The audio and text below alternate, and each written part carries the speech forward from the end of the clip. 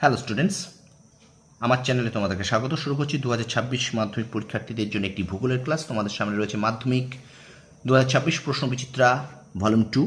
আমরা এখন ভূগোল থেকে 28টি এমসিকিউ করব। তোমরা জানো এক দাগে তোমাদের 14টি এমসিকিউ থাকে। তো আমরা আজকে এই রায়মার্টিন প্রশ্নবিদ্যা থেকে প্রথম দুটি মডেল সেট থেকে 14 অর্থাৎ 28টি এমসিকিউ আমরা এখন করব। তো ভিডিওটা প্রথম থেকে শেষ পর্যন্ত দেখবে, একটু স্কিপ করবে না। দারুণ ক্লাস হতে চলেছে, আর অবশ্যই তোমার বন্ধুদের মাঝে একটু বেশি করে শেয়ার করে দেবে, ঠিক আছে?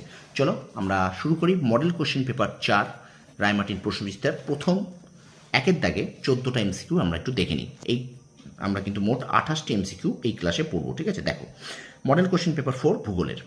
হিমবাহ সৃষ্টির হ্রদ হলো কোরি হ্রদ। পরের প্রশ্ন, সাহারায় দুটি অনুদৈর্ঘ্য বালিয়াড়ির মাঝের করিডরকে বলে গাসি। পরের প্রশ্ন, শিশিরাঙ্কে আপেক্ষিক আর্দ্রতা হয় 100%। পরের প্রশ্ন, যে বায়ুকে তুষার ভক্ষক বলা হয় তা হলো চিনুক। পরের প্রশ্ন, যে শীতল স্রোতটি 3টি প্রধান মহাসাগরেই দেখা যায় তা হলো কুমেরু স্রোত। পরের প্রশ্ন দেখো, দুটি মুখ্য জোয়ারের মধ্যে সময়ের ব্যবধান হলো 24 ঘন্টা 52 মিনিট।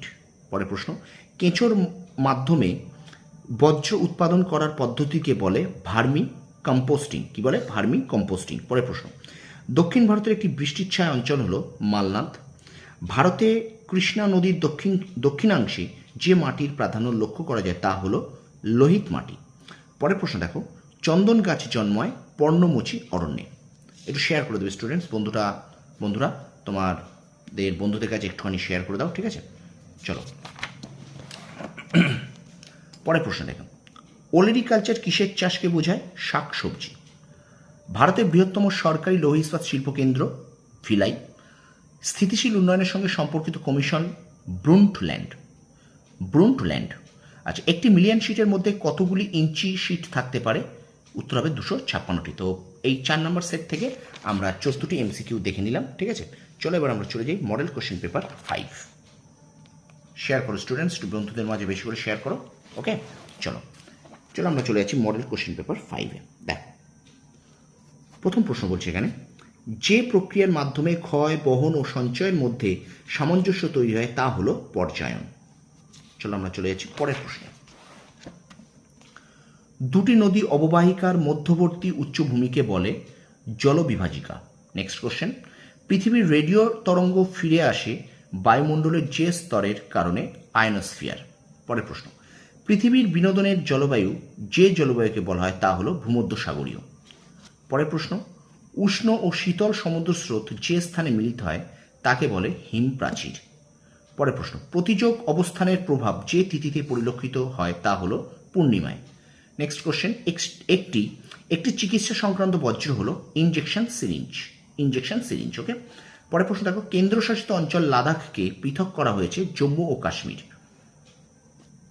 যে গিরিপথ দাক্ষিণাত্য মালভূমি ও মালবার উপকূলকে যুক্ত করেছে তা হলো পালঘাট। পরের প্রশ্ন, গঙ্গার ডান তীরের উপনদী হলো সোন নদী। পরের প্রশ্ন দেখো, পশ্চিমবঙ্গে পেট্রোকেমিক্যাল শিল্প কেন্দ্র অবস্থিত? উত্তর হবে এখানে হলদিয়ায়। পরের প্রশ্ন, 2011 সালের আদমশুমারি অনুযায়ী ভারতের সবচেয়ে কম স্বাক্ষর রাজ্য হলো বিহার। নেক্সট কোশ্চেন, আধুনিক যোগাযোগ ব্যবস্থার মাধ্যম নয়, এটা টেলিগ্রাম। ওকে, টেলিগ্রাম। এবং শেষ প্রশ্ন, একটি ক্ষুদ্র স্কেলের মানচিত্র হলো অ্যাটলাস। তো এই ছিল 28টি এমসিকিউ তোমাদের ভূগোলের আজকের এখনকার ক্লাসে। তো ভিডিওটা ভালো লাগলে অবশ্যই লাইক করবে, কমেন্ট করবে, বন্ধুদের মাঝে বেশি করে শেয়ার করবে। আর আমার চ্যানেলে যদি নতুন হয়ে থাকো অবশ্যই চ্যানেলটাকে সাবস্ক্রাইব করো, পাশে থাকা বেল আইকনটি প্রেস করে রাখো। তোমরা সফল হও, তোমাদের সাফল্য কামনা করি। ধন্যবাদ।